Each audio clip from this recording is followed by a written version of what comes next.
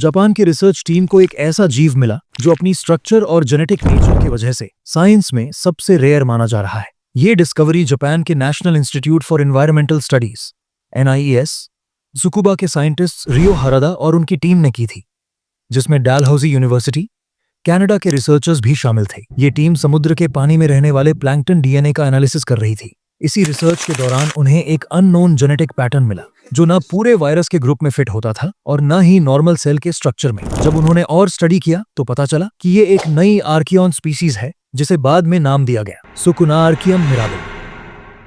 इसे समझने से पहले चलिए समझते हैं वायरस और सेल का बेसिक डिफरेंस। देखो, वायरस और सेल दोनों माइक्रोस्कोपिक होते हैं, लेकिन इनकी दुनिया बिल्कुल अलग है। जैसे कि कोरोना वायरस अपने आप कुछ भी नहीं कर सकता, न खुद से ईट, मूव या रिप्रोड्यूस कर सकता है। इसको जिंदा रहने के लिए हमेशा किसी लिविंग सेल की जरूरत होती है। और जैसे कोरोना वायरस जब इंसान के शरीर में घुसता है तो ये हमारे लंग सेल से चिपक जाता है और अपना RNA उनके अंदर इंजेक्ट कर देता है। फिर ये हमारे सेल सिस्टम को कंट्रोल करके अपनी हजारों कॉपीज बना लेता है। इसीलिए वायरस को सेल पैरासाइट कहा जाता है। अब बात करते हैं सेल की। सेल एक पूरा लिविंग सिस्टम है जो खुद एनर्जी प्रोड्यूस कर सकता है, ग्रो कर सकता है और डिवाइड होकर नए सेल्स बना सकता है। इसीलिए कहा जाता है cell is the basic unit of life. अब आते हैं सुकुनार्चियम मिराबाइल पर। ये एक ऐसा माइक्रोस्कोपिक आर्कियन है जो पूरी तरह वायरस नहीं है, लेकिन इसका जीनोम इतना स्मॉल है कि ये अपनी मर्जी से एनर्जी प्रोड्यूस या बेसिक मेटाबॉलिज्म नहीं कर सकता। इसका जीनोम लगभग 2,38,000 बेस पेयर्स का है, जो अब तक के सबसे छोटे आर्कियल जीनोम्स में से एक है। इसमें सिर्फ कुछ बेसिक रेप्लिकेशन और राइबोसोमल जीन्स मिलते हैं, लेकिन मेटाबॉलिक जीन्स लगभग मिसिंग है। यानी ये अपने होस्ट सेल के ऊपर डिपेंड करता है जीने के लिए, बिल्कुल एक पैरासाइट की तरह। साइंटिस्ट इसको एक्सट्रीमली रिड्यूस्ड आर्किया कहते हैं क्योंकि ये वायरस की तरह सिंपल भी है और सेल की तरह स्ट्रक्चर भी रखता है।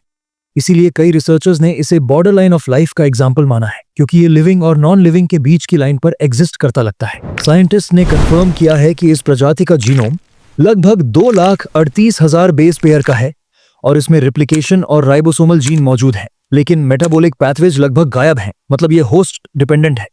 ये सब जीनोम डेटा सीक्वेंसिंग से कंफर्म हुआ है। अभी तक इसे लैब में कल्चर नहीं किया गया, यानी पूरे ऑर्गेनिज्म को अलग करके ग्रो करके दिखाया नहीं गया। डायरेक्ट माइक्रोस्कोपिक विजुअलाइजेशन और फुल लाइफ साइकिल अभी क्लियर नहीं है। ये अपने होस्ट के लिए हार्मफुल है या नहीं, वो भी अभी पता नहीं चला। अगर आगे जाकर इसके बारे में और पता चलता है तो ओरिजिन ऑफ लाइफ स्टडीज में ये एक बड़ा क्लू दे सकता है।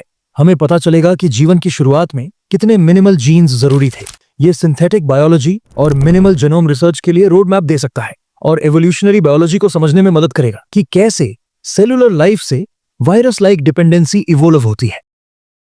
और एस्ट्रोबियोलॉजी के लिए भी एक हिंट है। अगर अर्थ पर ऐसे एज केस लाइफ फॉर्म्स हैं तो दूसरे प्लैनेट्स पर भी हो सकते हैं। शायद सुकुनार्चियम मिराबिले हमें यह सिखा रहा है कि जिंदगी और न जिंदगी के बीच की जो पतली सी लाइन है वो उतनी साफ नहीं जितनी हमने सोची थी, और शायद इसी लाइन के पार जीवन का असली रहस्य छुपा है। अगर ये वीडियो आपको इंटरेस्टिंग लगा तो वीडियो को लाइक और सब्सक्राइब करना मत भूलना, और अगर कोई सवाल पूछना हो तो कमेंट करना, मैं जरूर रिप्लाई दूंगा।